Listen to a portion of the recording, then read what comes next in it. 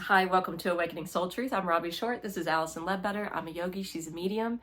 And today we're here to talk about how to protect ourselves. Last week we left with a pretty serious message about the unseen. And the unseen is really hard to manage. Our soul is unseen. It's in a realm that you don't know about, but you have to have faith and you have to connect to it. And when you do connect to it, you can have a positive feeling of relief and peace and completion. And then there's this whole world of unseen energy surrounding us that, again, we can't see. So it's daunting. But it doesn't mean it doesn't exist. Psychics like me and people like you, and to sense and to feel it, and we get signs about it and we get information about it, because there is a lot of information existing in planes of consciousness that are unseen. Today we really want to look at we just had a long pause. Today we really want to talk about how do we protect ourselves. Number one thing is you're going to feel it. Have you ever felt oppressive behavior? I know you have, because it was in that house that you called and said, hey, I think this place is haunted. Yes.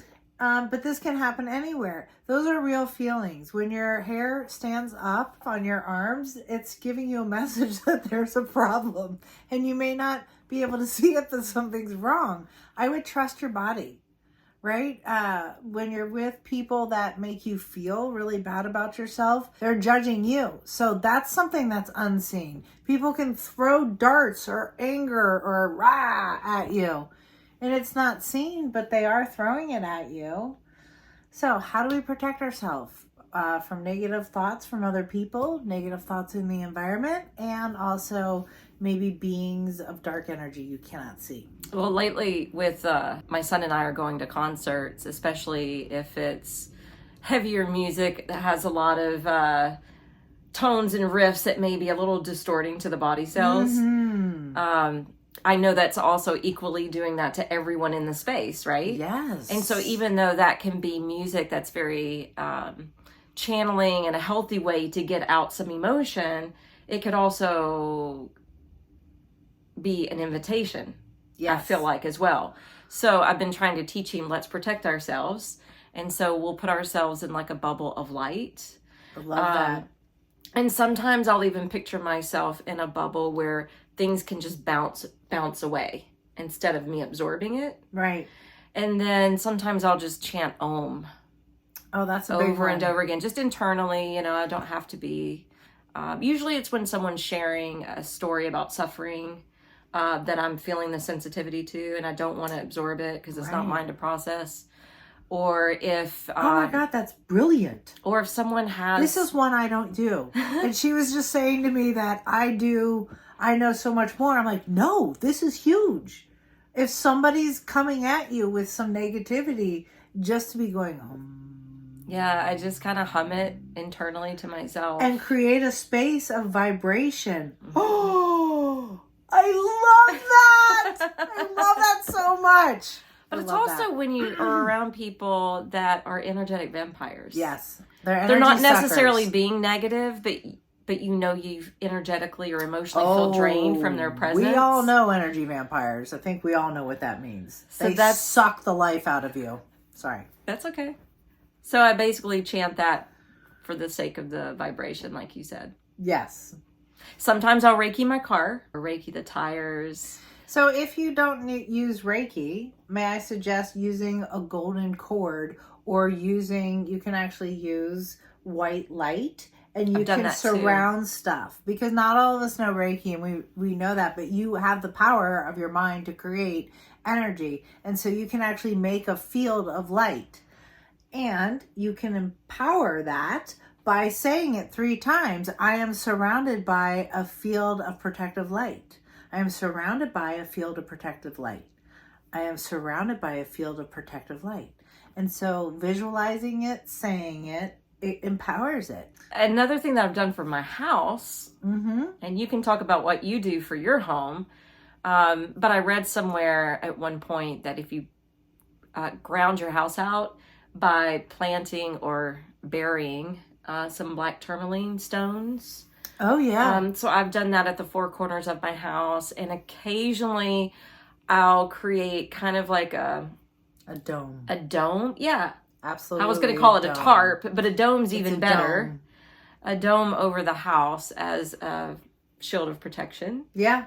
Sometimes I'll ask Metatron to come in and create a golden prism of like a pyramid. Wow, talking about jumping to the highest angel. Hi, I'm sorry, Metatron. Can you please join me? I am protecting this right here.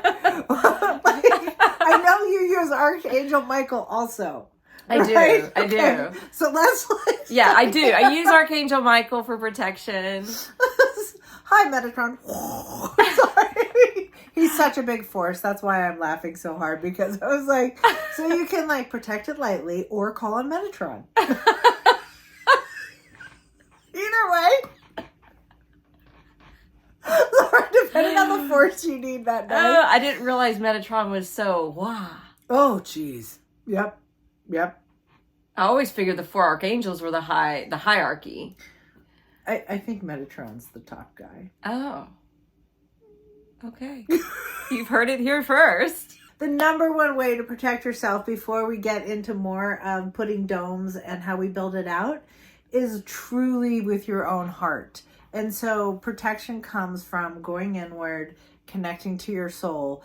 And when you line up your ego, your mind, your consciousness, and you're focused in your heart, it's you automatically seal. And it's very much of an effect. When I'm actually working on healing with people, I wait for the seal, because that tells me they have settled in, they have come full center, and they are sealed up. The connection between your heart, your brain, your ego, and the divine, or however you look at it, when you are aligned, when you are connected to the divine in your heart, you are automatically protected. And you can then say simple words. I am protected by the light and love of God. Or I am protected by the light and love of Buddha. I am protected by the light and love of Jesus. Whatever works for you to empower that, when you call it, you will be protected. Say it 3 times. When I was going through something pretty serious a number of years ago, I had always felt a connection to Kali. Mm-hmm. One of the Hindu goddesses. Yes. She happens to be known as the protector of the home. There was a gentleman from San Diego who was coming to Nashville once or twice a year, and he was bringing in murtis, which murtis are high vibrational statues of the deities, and they're made from metal. And he's actually a scientist as well, and he would have them scientifically measured according to the energy they held, and he would only purchase and sell the ones with the highest vibrations. Oh, that is really And so cool. I went to him, and I knew I wanted Kali. And when I went to, he would do a little workshop and a little myth and storytelling, and then he would have them all displayed and then talk to you more about them to see where you were matching up, or one that you could potentially purchase. And so when I showed up, he starts talking about different deities, and I'm there for Kali. And someone, we had just a little bit more time, and he says, I don't know if I should talk about this, or this particular deity. And I'm like, well, talk about Kali, because that's who I came for. And he looked at me and he pointed at me. He was like, you're the reason I brought Kali. He said, I knew Kali was needed here, and she was shipped, but she's not sitting out with the others right now because the owner of the studio was scared of her and put her underneath the table. Aww. So she was kind of hidden. Right. And what does she do? Is protector of the home? She's the protector of the home. She's also considered the mother of compassion, but she also rules over death and time and karma, transformation. She governs a lot of really cool things, but she's the protector of the home. So when I brought her into my home, I started doing mantras with her. There's a mantra for each of the deities, and I would sing it 108 times every day. And I had her sitting right when you came into my house. That's very powerful. So when you do long distance Reiki, do you protect yourself doing that? I do, because I think you have to. I do it with guides. I do it with sealing myself energetically. You always use a cord of light between you and the astral body You need a cord between those two realms. I surround both ends in light. So not only do I surround my physical body in light, and I ask for the divine to protect me physically, and I ask for angels. I usually have like a guide standing right there. Or I do use animals. So I use a jaguar in particular. I have, this sounds a little out there, but I definitely have 2 jaguars that I use for protection. That's cool. Yeah, they sit on either side of me. Oh, wow. I haven't thought to bring in an animal, spirit animal or anything. Animals can definitely protect you. And they definitely have the attributes of the animals. There are a lot of books that look at the symbology of animals. That's so cool. Yeah. Well, I'm going to pick up on that one. Yeah. Thank you. Other beautiful ways to really... Can I Yeah. stop you just a second? Absolutely. This is the second time you've mentioned seal yourself. Can you explain what sealing yourself or sealing your energy is? How do you do that? That's that union. That's that union with your divine self. Okay. When you are in your soul energy, you really are in your power. And it seals. I guess when I leave my body, there is a seal I put around it. And that is just that comprehensive circle or bubble that goes around your body. Okay. So, sometimes you can just build it out by taking your hand and building a circle of light. Oh, that's nice. Right? Yeah. Your hara line should always be open. You can actually put a cap on your hara line and protect yourself by saying no energy may pass through my auric or any layer of my energy fields. So no foreign energy can pass through me and all the energy fields. Like, you have to remember you're more than a physical being. Because we're talking about the unknown, your body can react to the unknown things, and so you must protect the unknown, even to yourself. So I can actually account for all those. So the unseen and the unknown is not all bad. No, it's beautiful. There's a lot of really good. We're just talking today about how to protect. Another way to protect your home is to build the tree of life. To actually imagine a tree encompassing your entire house. And I imagine it, I start it with little, and I start roots growing out the bottom of my house. And I imagine that tree getting thicker and thicker and reaching up into the divine. And that's really cool. Connecting to the light of the divine. And so it's that union. We've done this in meditation before, and you can do that as a form of protection on yourself too. It's like curling up inside of a tree. Literally, you can protect yourself any way your mind can imagine. It's the intention and the words you want to use. Say, like, I am surrounded by the petals of a flower. I'm surrounded by a certain color. Right? Another beautiful... Now, would you use... Because I use a cloak of invisibility. Yes. So would you consider that a realm of protection? Absolutely, especially when you go into dark places. So 2 things that I do when I travel into places that are needing healing and they're really, really dark and the forces are really, definitely I put a cloak over myself. That cloak can be of invisibility, and I know you've used that a couple times. I also do a cloak of just almost like black, and black melds into things, so it's more of a reflective thing to be shielded and not seen. Cloak of invisibility, you can actually say I am hiding myself or blending into the environment around me. I'm blending into the environment around me. I'm literally fading into it, and that's it. I've also cloaked with flat out weird looking energy. I've cloaked as an alien before. Oh. So that gets into shape shifting. People can shape shift, and you can literally cloak whatever you want. So there's that. So what is shape shifting? Shape shifting is when you energetically can turn your energy into any animal, any species. Now, that doesn't hold very long. And again, you're using this in your imagination, right? You got to remember to uncloak. You have to remember to take those things off. You have to come back to your center. You can't just cloak and walk around like that for long. And depending on your spiritual gifts. I'm just or remembering I had an invisibility cloak on earlier that I failed to take off, so I'm taking it off now. Right now. That's really funny. The other way, and I'm going to get back to you asking me when I travel, and specifically when I travel to dark places, it's not just cloaking that I use. I actually build out a grid, a pyramid. And I can build out grids wherever. So a grid is an amazingly powerful way to protect yourself. You build obelisks, which are four-cornered straight pillars that have pyramids at the top.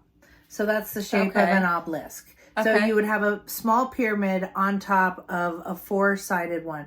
You know, the most famous one in the United States is in Washington, D.C. Yeah, I was thinking the Washington Monument. Right. So that's an obelisk. You can build those in your mind's eye and place them in a grid around you. And then you build a light wall between and you connect the 4 points.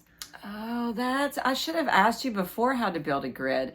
Because when you've talked about building a grid before, and you guys may have thought of this too, I always think of, the math paper with the tiny little squares on it? Yeah. So what I kind of envisioned every time I've heard grid, I've thought of that, but it being like laser lights. Cool. Yeah. Has that worked? I don't know. I don't know. It's just what comes up in my mind. So maybe we should. But I don't build grids. It's just when I hear that term. When you hear that say, so you can actually use that kind of graph paper to build the space, the energy actually in between the obelisk. Okay. That's a really good one. But the fabric that you use to put in between the obelisk, you can be very specific about it. So can you make the obelisk, can you make them like made from like rose quartz or? Absolutely. So that's really a good thing. If you have a crystal in your hand or if you're using a specific stone, you can actually use that to build an obelisk, to literally let it rise out of the ground. So this is how I learned about this, and this is how I know about this. I went to receive healing from two beautiful women that have tons of stones. Literally her healing room has over 1,000 thousands. Wow. It's unbelievable. Big, it's little, rainbow coated. It's like reds and every stone you can imagine. Wow. So I, of course, thought I was going to heal myself that day. I thought I was getting a session. That is not at all what happened. It was like all of a sudden I found myself in Iraq. And I was there, and they're great healers, and they were just playing with stones and putting on my body. And I found myself in Iraq, and I was a little bit panicked. Out of my mind's eye and my soul, and this is how I know this works, I can see I can see my soul working, and it literally put its hands down to the ground and raised out a crystal obelisk. And that's how I know obelisks work.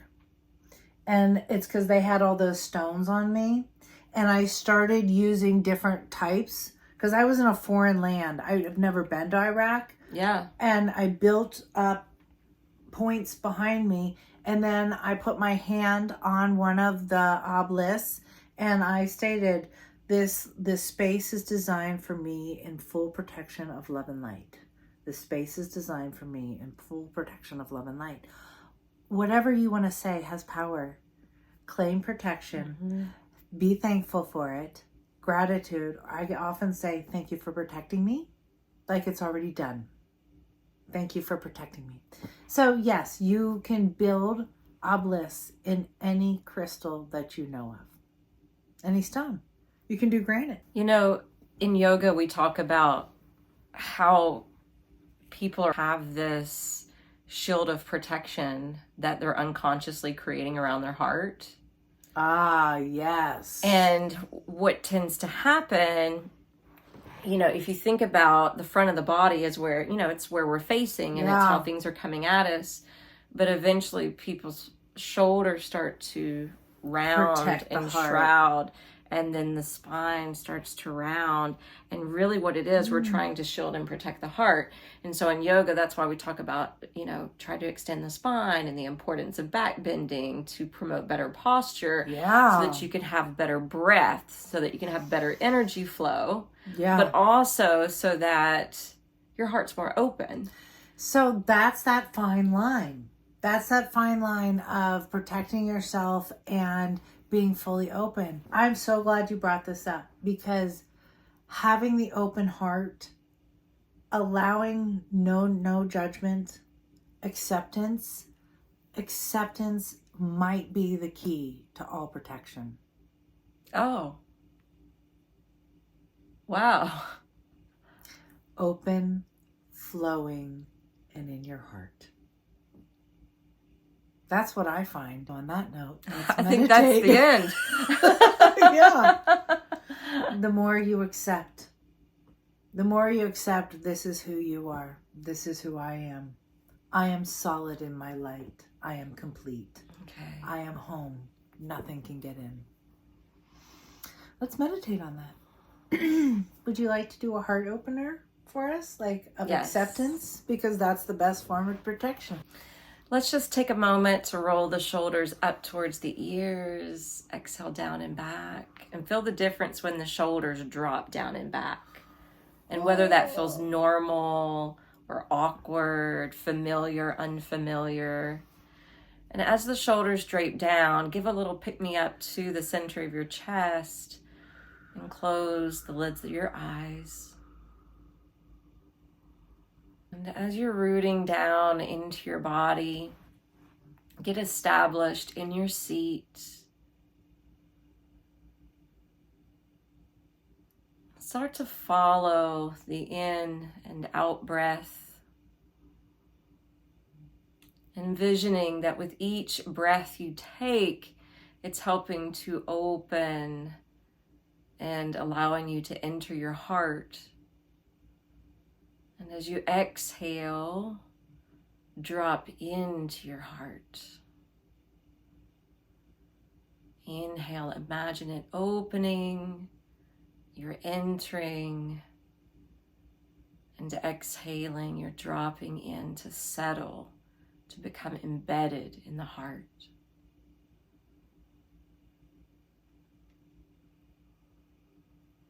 Something that I often think about in a meditation with the heart is the Pink Floyd song, Another Brick in the Wall. Because so many of us have built up bricks, just like that shield around the heart. So just imagine with each breath that you take, at this point, you're going to tear down the wall. One brick, one moment, one breath at a time, so that you experience lightness and freedom and the attributes of acceptance, love, tolerance, compassion,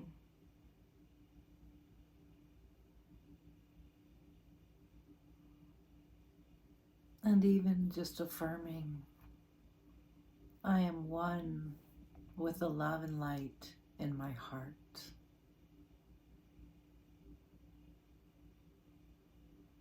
I am one with the divine.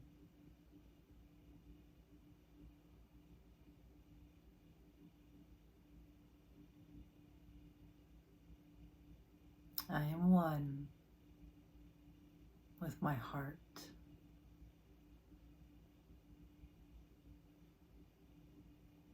I am one with the divine.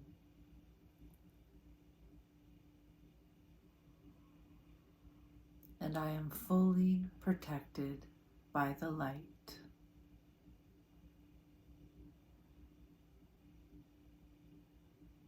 I am one with the divine and fully protected by the light. I am home.